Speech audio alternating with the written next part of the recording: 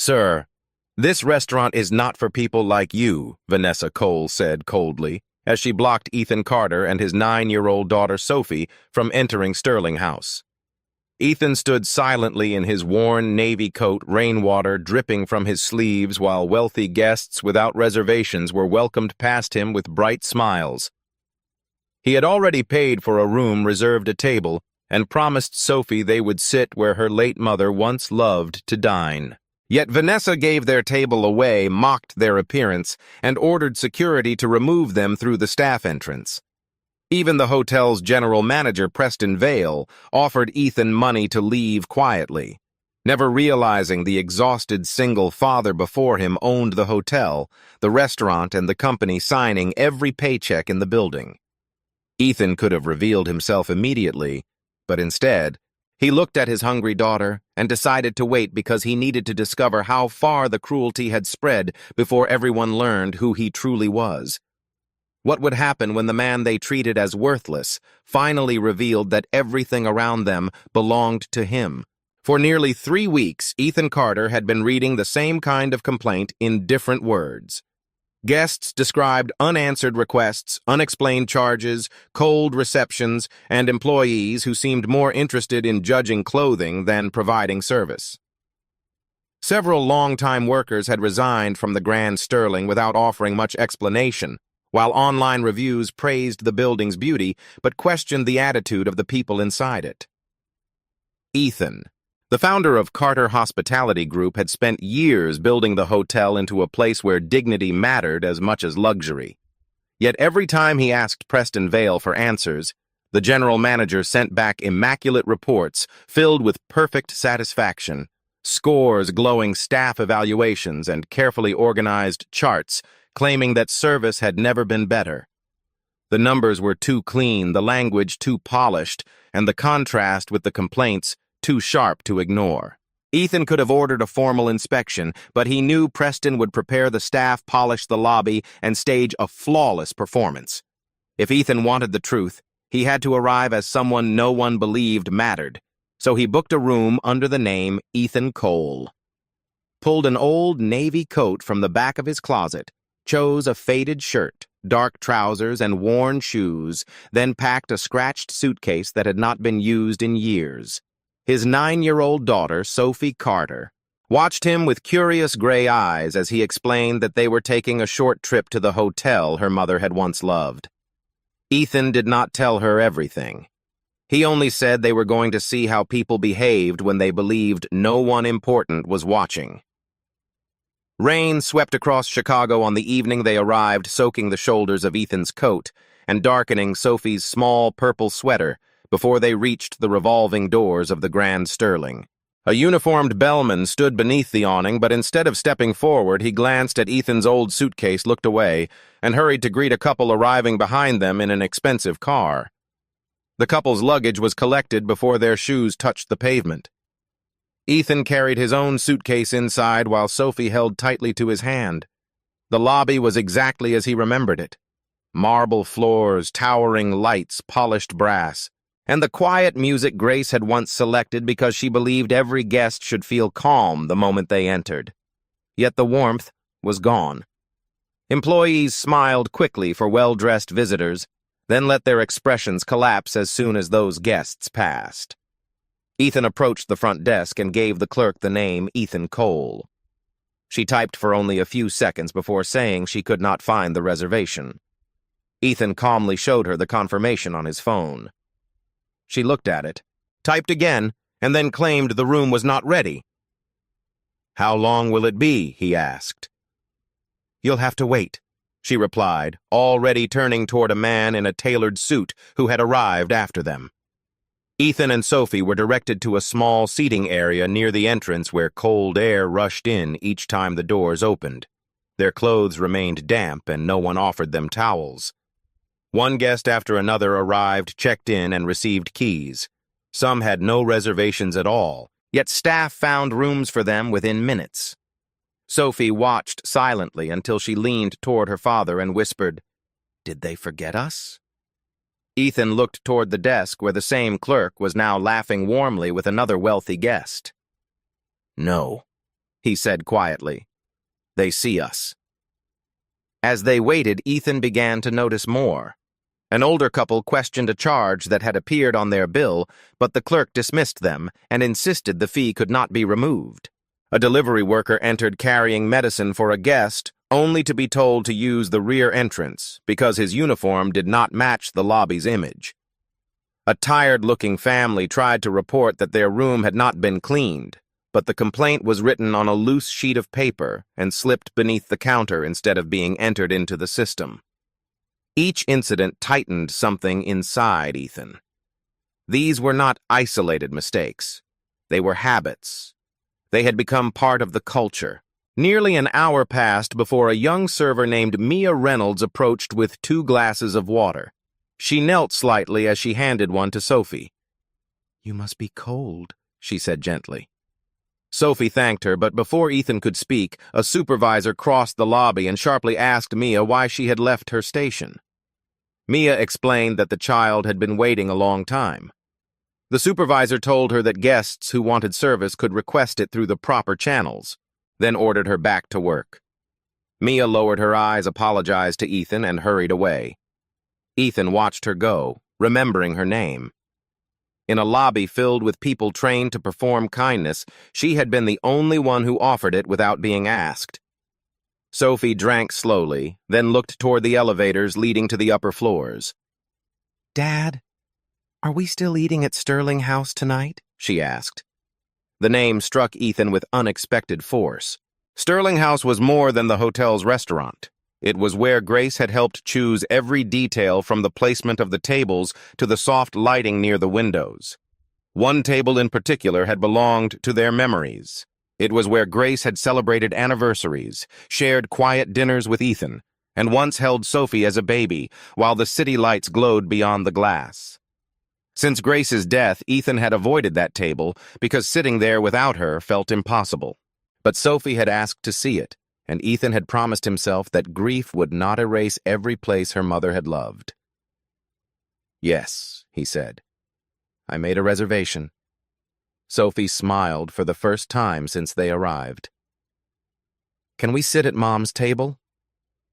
Ethan looked across the lobby at the staff who had ignored them at the hidden complaints, the unfair charges, and the expressions that changed according to the price of a guest's clothing. He knew the evening might reveal more than he was prepared to see, but he squeezed his daughter's hand and gave her the promise she needed. "We will sit at the exact table your mother loved." By the time Ethan and Sophie reached the entrance of Sterling House, the rain had softened into a silver mist against the tall windows, and the city lights below Chicago shimmered across the glass like scattered stars. Sophie held her father's hand with both of hers, her excitement slowly returning as she searched the dining room for the table her mother had once loved. Ethan had reserved it under the name Ethan Cole, choosing the same hour Grace used to prefer because the skyline was brightest then. Yet before he could give the reservation name, Vanessa Cole stepped in front of them. She wore a fitted black suit and carried a tablet against her chest, her expression changing the moment she noticed Ethan's worn navy coat, damp trousers, and scratched suitcase resting beside the wall. She looked briefly at Sophie's purple sweater, then back at Ethan with the cold impatience of someone who had already made a decision. "I'm sorry," she said, though her voice held no apology. "Sterling House is fully booked this evening." Ethan glanced past her. Several tables were empty, including 2 near the windows and 1 close to the private dining area. "I have a reservation," he replied calmly. "Ethan Cole. 2 guests." Vanessa tapped the screen once, then twice, but Ethan noticed she did not search for long. "I don't see anything available under that name." Ethan took out his phone and showed her the confirmation. Vanessa read it, and for the briefest moment her mouth tightened. The reservation was real. It included the requested window table and had been confirmed that morning. "There appears to have been an administrative error," she said. "Unfortunately, we cannot seat you." Ethan kept his tone measured. "The confirmation is valid and there are open tables." Vanessa lowered her voice, as if offering him a kindness. "Those tables are being held for priority guests." "What makes a guest a priority?" Ethan asked. Her gaze dropped to his coat and shoes before returning to his face. "There are standards associated with this dining room, standards that were not listed when I made the reservation. Dress expectations are understood in a place like this." Ethan looked around. A man near the bar wore an open collar and casual jacket. Another guest had removed his shoes beneath the table. No one had stopped them. "My clothing is clean," Ethan said. "My daughter and I are hotel guests, and we have a confirmed table." Vanessa's patience disappeared. "Sir, I am trying to avoid embarrassing you." Sophie heard that and moved closer to Ethan. "Why would Dad be embarrassed?" she asked. Vanessa did not answer her. Instead, she turned slightly and signaled to the hostess behind the podium. At that moment, 4 people stepped out of the elevator laughing loudly, dressed in expensive evening clothes. One of the men asked for a table and admitted they had not made a reservation. Vanessa's entire expression transformed. She smiled, welcomed them by name, and promised she would find something immediately. Then she instructed the hostess to seat them at the corner window table reserved for Ethan. Sophie followed them with her eyes as they walked into the restaurant. The table stood beneath a bronze light fixture Grace had chosen herself, close enough to the glass that the city seemed to stretch beneath it. Ethan remembered Grace sitting there with Sophie asleep against her shoulder, whispering that someday their daughter would grow up knowing that hospitality meant making people feel safe, not small. He remembered Grace laughing when he worried that the restaurant was becoming too formal. She had touched his hand and told him that elegance without kindness was only another kind of emptiness. Now a bottle of champagne was being placed on that table for strangers who had not even reserved it, while Grace's daughter stood outside, hungry and confused. Sophie looked up at him. "Dad, did they give away Mom's table?" Ethan swallowed before answering. "Yes." Her voice became softer. "Is it because your clothes aren't nice enough?" The question cut deeper than anything Vanessa had said. Ethan crouched so they were eye to eye. "There is nothing wrong with my clothes, and there is nothing wrong with us. Then why won't they let us eat?" Ethan wanted to protect her from the truth, but he also knew children understood cruelty, even when adults disguised it with polite language. Because some people forget that respect is supposed to belong to everyone. Sophie looked through the doorway again. "Would they be nicer if they knew who you were?" Ethan's eyes moved to Vanessa. "That is what I came here to find out." They remained near the entrance while Vanessa continued greeting wealthy guests. No one offered them another table or suggested a different dining option. Sophie's stomach growled loud enough for Ethan to hear. He was about to take her elsewhere when Mia Reynolds appeared from a service corridor, carrying a small basket of bread and 2 glasses of water. She had seen them waiting and understood what had happened. "This is just until we can sort something out," she whispered. Sophie smiled with relief and reached for a roll. Before her fingers touched it, Vanessa crossed the floor and seized the basket from Mia's hands. Several guests turned to watch. "What do you think you're doing?" Vanessa demanded. Mia's face flushed. "The child has been waiting and they have a reservation. You are not authorized to serve anyone who has not been seated. There are empty tables." Vanessa stepped closer. "Your job is to follow instructions, not question management." Mia glanced at Sophie, then at Ethan. "I was only trying to help." Vanessa held the basket away from them. "This restaurant protects the experience of guests who bring value to the property. We cannot allow every person who walks in from the street to expect complimentary service." Ethan rose slowly. His calm made Vanessa more uneasy than anger would have. "Say that again," he said. "Which part?" "The part about valuable guests." Vanessa lifted her chin. "Our reputation depends on maintaining a certain environment. The people dining here expect discretion, status, and quality. They do not want to feel as though they are eating in a public cafeteria." Sophie lowered her eyes. Ethan felt the muscles in his jaw tighten, but he refused to give Vanessa the confrontation she expected. "And you decide who has value by looking at them. Usually, experience makes it obvious. Was that written into company policy? It does not need to be written. Mia stared at Vanessa in disbelief. Ethan looked around the restaurant and noticed that several employees did not seem surprised. Some avoided his eyes. Others watched with the tense stillness of people who had seen the same thing many times before. That was when an older man approached the podium carrying a folded dark coat and a small framed photograph. His name was Walter Bennett, a retired school teacher who had reserved a table for one. He spoke gently to the hostess and said he had come to mark the anniversary of his wedding. His wife had died 2 years earlier, but they had eaten at Sterling House every year on that date. The hostess found his reservation, then looked nervously toward Vanessa. Vanessa checked the dining room and said Walter's table was no longer available. "But I confirmed it yesterday," Walter replied. "I asked for the same place my wife and I always sat." "We had to make an adjustment for a larger party," Vanessa said. "You may return another evening." Walter looked down at the photograph in his hands. "Tonight is the evening that matters." Vanessa's tone hardened. "I cannot change the seating plan for sentimental reasons." Ethan watched Walter step aside, embarrassed though he had done nothing wrong. No employee protested. No one offered him even a chair while they tried to help. Ethan moved toward him and introduced himself as Ethan Cole. Walter forced a polite smile and explained that his late wife, Margaret, had been a teacher too.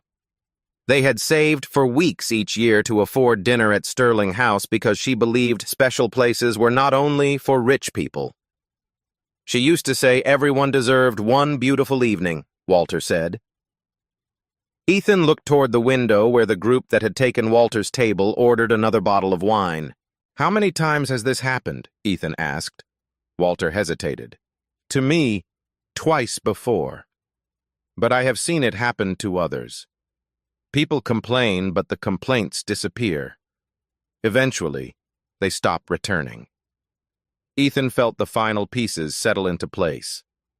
This was not one arrogant manager making a bad decision. It was an established system. Guests were ranked by appearance. Reservations were moved. Complaints were hidden. Employees who showed compassion were humiliated. The values Grace had written into every training manual had been replaced by fear, vanity, and profit. Vanessa had not created the culture alone. Someone above her had protected it. Ethan turned back toward the podium. "I want to speak with Preston Vale." Vanessa's expression suggested she expected that request. "Mr. Vale is extremely busy.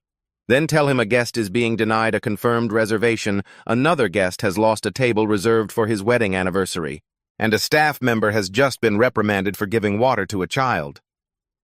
Vanessa folded her arms. "Mr. Vale supports my decisions. I would still like to hear that from him." Several minutes later, Preston emerged from the private lounge wearing a charcoal suit and a silver tie. He walked with the confidence of a man who believed every problem could be controlled by deciding who deserved to speak. Vanessa moved quickly to his side and explained that Ethan had arrived improperly dressed, had challenged restaurant policy, and was disturbing other guests. Preston never asked Ethan for his version. He never looked at the confirmation or spoke to Walter. His eyes moved from Ethan's worn shoes to the old suitcase near the wall, and his expression became one of practiced tolerance. "Mr. Cole," he said, "I understand there has been some confusion." "There is no confusion," Ethan replied. "I reserved a table. Your manager gave it away. Walter Bennett reserved another table, and his was taken as well." Preston smiled faintly. "Sterling House has discretion over seating. Does it also have discretion over dignity?" Preston's smile vanished. "This is a luxury property. We must protect the expectations of our clientele." Ethan glanced at Sophie. "She is a guest. Children do not determine brand standards. And what standard allows your manager to take food from a hungry child?" Preston exhaled, annoyed now that Ethan had refused to be intimidated. He reached into his wallet, removed several bills, and held them out. "Take this. There is a diner 2 blocks away. My security staff can escort you through the service corridor so you do not have to cross the main lobby again. Sophie stared at the money. Ethan did not take it. You want us to leave through the staff entrance? I am offering you a practical solution. Because you think our presence damages the hotel's image? Preston leaned closer and lowered his voice. Because people come here to escape certain realities. They pay for exclusivity. If we allow every struggling traveler, delivery worker, or sentimental old man to demand exceptions, this place loses what makes it valuable. Walter's face fell. Mia stood frozen behind Vanessa. Ethan's grief hardened into clarity. The founders of this company believed something different. Preston gave a dismissive laugh. The founders built a sentimental little philosophy for brochures. That was years ago. Businesses survive by adapting. Their promise was that no one would have to prove they were wealthy to be treated with respect. Then the founder was naive. Ethan held Preston's gaze. You truly believe that I believe the founder is not here? I am. For a long moment, Ethan said nothing. Around them, the restaurant continued to glow with warm, light-polished silver and the illusion of perfection. But to Ethan, it no longer looked like the place he and Grace had built. It looked like a monument to everything they had warned against. Sophie reached for his hand, and Ethan closed his fingers around hers. He had come to observe. He had hoped the complaints were exaggerated. Instead, he had watched the company's values insulted, ignored, and openly mocked by the man entrusted to protect them. Preston still held out the money, certain the poor-looking stranger would eventually accept it. Ethan looked at the bills, then at the table where Grace's memory had been displaced. Keep it, he said quietly. You may need it when the people who own this place discover what you have done. Two security guards stepped toward Ethan just as Preston lowered the money and ordered them to escort the disruptive guest out through the service corridor. Sophie tightened her grip on her father's hand while Walter Bennett stood beside them, stunned by the humiliation unfolding in front of the restaurant. Ethan did not resist. He simply looked at Preston with a calmness that made the general manager hesitate for the first time. Before either guard could touch him, a sharp crash came from inside Sterling House. A glass shattered against the floor, followed by a woman's terrified scream. Every head turned. At a table near the center of the dining room, a young boy had fallen sideways in his chair. His face was swelling. His breathing had become thin and strained, and his mother was desperately trying to keep him upright. "He can't breathe," she cried. "Someone help him!" For several seconds, the restaurant froze. Servers stared at one another. A hostess covered her mouth. Vanessa rushed forward, but instead of checking the child, she looked around at the guests, raising their phones. "Please stop recording," she snapped. "Put your phones away. This is a private medical situation." The mother looked up at her in disbelief. "My son is allergic to nuts, I told you when I made the reservation." "I told the hostess again when we arrived." Vanessa's face tightened. "There must have been a misunderstanding." "There was no misunderstanding," the woman screamed. "It was written on the booking." The boy gasped, clutching weakly at his throat. Ethan released Sophie's hand and moved before anyone could stop him. "Call emergency services now," he ordered. His voice cut through the panic with such authority that Mia immediately reached for the nearest phone. Ethan knelt beside the boy and checked his breathing.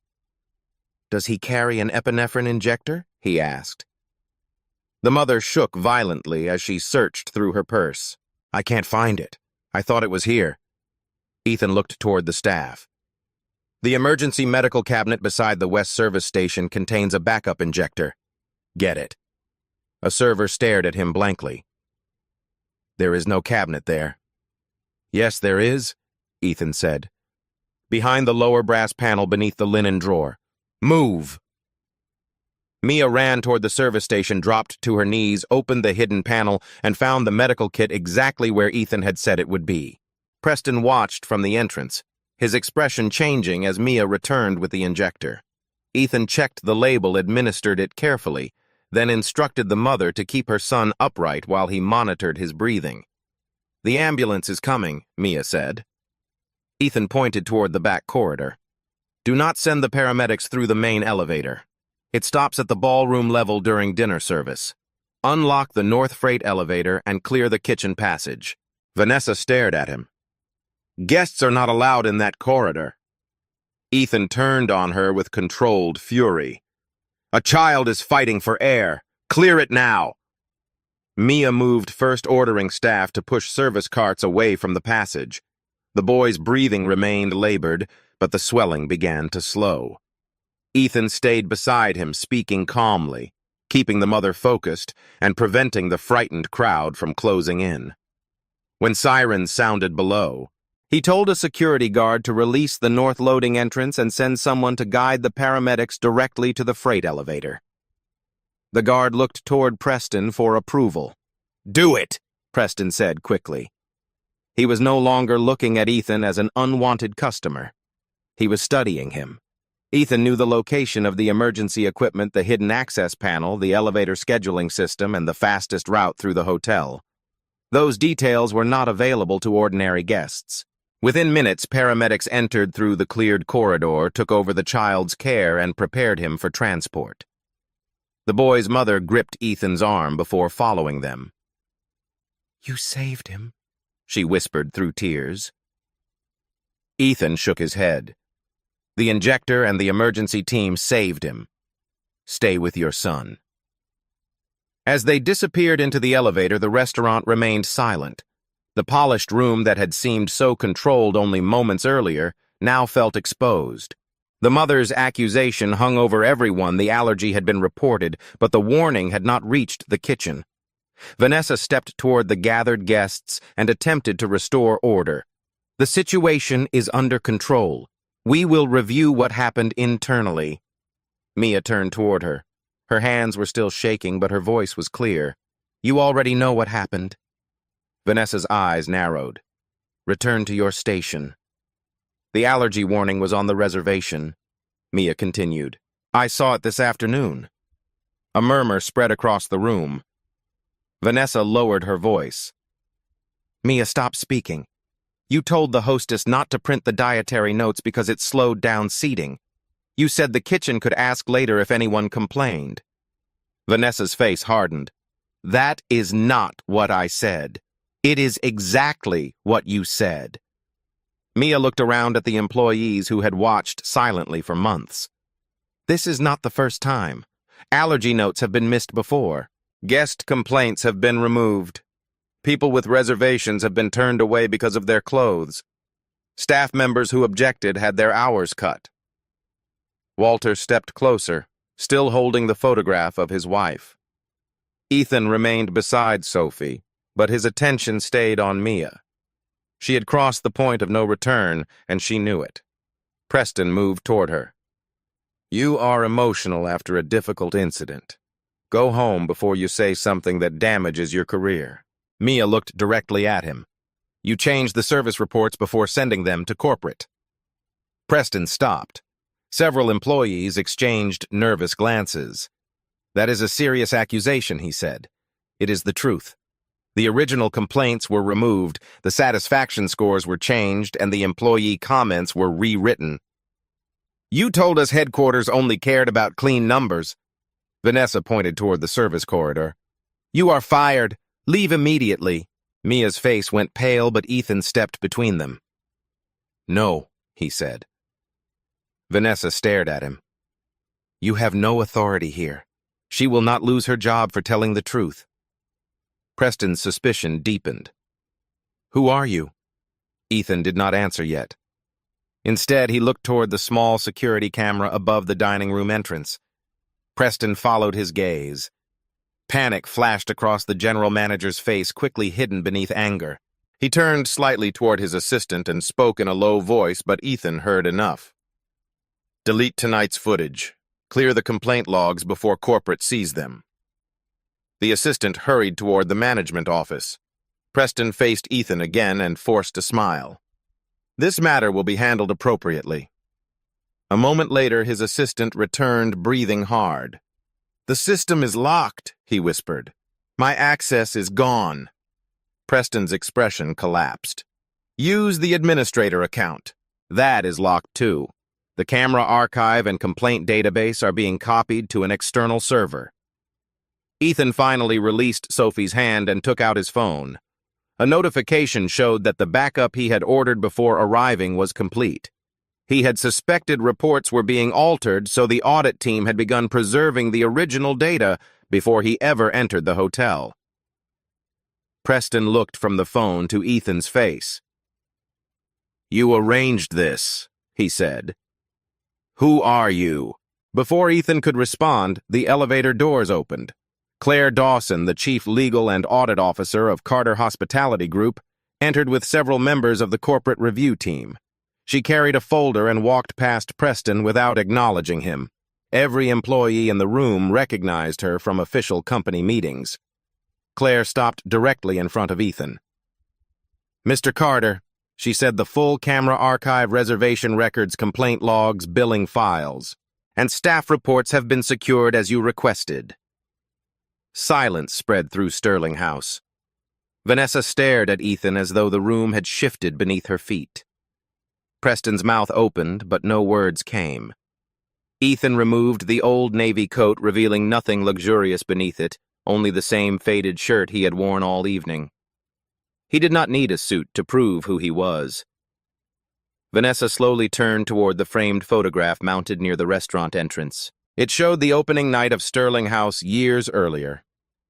Grace stood beside a younger Ethan, both smiling beneath the bronze light fixture they had chosen together. Vanessa looked from the photograph to the man standing before her. The same eyes, the same face, older now and marked by grief but unmistakable. Sophie stepped beside him and pointed toward the picture. "That's my dad," she said. Then her finger moved to Grace. "And that's my mom." Vanessa's tablet slipped from her hand and struck the floor. Preston straightened his jacket as if appearance could restore his authority. "Mr. Carter, I had no idea. This has been a terrible misunderstanding." Vanessa quickly nodded. "We would never have treated you this way if we had known who you were." Ethan looked at her for a long moment. "That is the problem." She swallowed. "Sir, please allow me to explain. You are not sorry because you denied a child food. You are not sorry because you stole a widower's anniversary table. You are not sorry because a boy nearly stopped breathing after his allergy warning was ignored. You are sorry because the man you humiliated has the power to hold you accountable." Preston raised both hands. "I accept responsibility for poor communication, but these were operational decisions made under pressure." Claire opened the folder. They were not isolated decisions. She began reading the preliminary findings. Hundreds of complaints had been hidden or deleted. Guest satisfaction scores had been altered before submission to headquarters. Money assigned to employee training had been cut, while management performance bonuses increased. Vanessa had maintained an unofficial system that ranked guests by clothing profession and expected spending. Confirmed reservations had been reassigned to wealthy or well-known visitors. Unauthorized charges had been added to bills. Staff members who objected had lost shifts or faced dismissal. Most seriously required allergy procedures had been shortened or ignored, creating the exact danger that had nearly killed the boy moments earlier. As Claire spoke, each excuse disappeared. The employees who had remained silent lowered their eyes. Walter stood straighter, no longer appearing embarrassed. Mia remained near the service station, frightened, but no longer alone. Ethan looked through the restaurant at the table Grace had loved, then back at Preston and Vanessa. They had believed the stranger in worn clothing had no value. Now they understood that the person they had tried to remove had built the walls around them, signed the policies they had betrayed, and carried the authority they had abused. But Ethan's expression held no satisfaction. He felt only grief for what the hotel had become, and determination to make certain it would never happen again. Ethan did not raise his voice when he turned to Preston Vale and Vanessa Cole, but the silence in Sterling House made every word carry across the room. "Your employment with Carter Hospitality Group ends tonight," he said. Preston immediately tried to protest, insisting that the hotel could not function without him, while Vanessa blamed pressure staff shortages and misunderstood instructions. Ethan refused to accept excuses. Claire Dawson ordered them to surrender their access cards, company devices, and management credentials before security escorted them from the property. The supervisors connected to altered records, hidden complaints, and unsafe procedures were suspended pending a full investigation. Yet Ethan made it clear that he would not punish every employee for the failures of a corrupt leadership team. Some had willingly humiliated guests and helped conceal misconduct, but others had remained silent because they feared losing their jobs. Justice does not mean destroying everyone in the room, Ethan told the staff. It means holding the people who abused their authority responsible while protecting those who still tried to do what was right. He then turned to Mia Reynolds, who still looked uncertain after Vanessa's attempt to fire her. Ethan assured her that her position was safe. The shifts taken from her would be restored, her lost income would be repaid, and she would be admitted into the company's management training program. Mia struggled to speak, but Ethan told her that courage did not always look powerful. Sometimes it was simply giving water to a child when everyone else had decided not to care. After the corporate team secured the records and the restaurant began to settle, Ethan searched for Walter Bennett. He found the retired teacher near the elevator, preparing to leave with the framed photograph of his wife still held against his chest. Ethan apologized not as a distant owner, but as the man responsible for the business that had failed him. He invited Walter back to the window table Vanessa had taken away.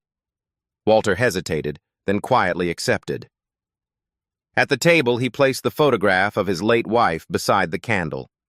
Ethan took a small photograph of Grace from his wallet and set it next to Walter's. Sophie sat between the two men as dinner was finally served. For a while, no one spoke. The city lights glowed beyond the glass, and the table that had become a symbol of humiliation slowly became a place of memory and understanding. Sophie looked at the employees now moving carefully through the room and asked, "Why were they only nice after they found out you owned everything?" Ethan looked at her, then at Grace's photograph. "Because some people confuse kindness with fear," he said. "Real kindness is how you treat someone when you believe they cannot give you money status or anything else in return." Sophie considered his answer before asking whether he was angry.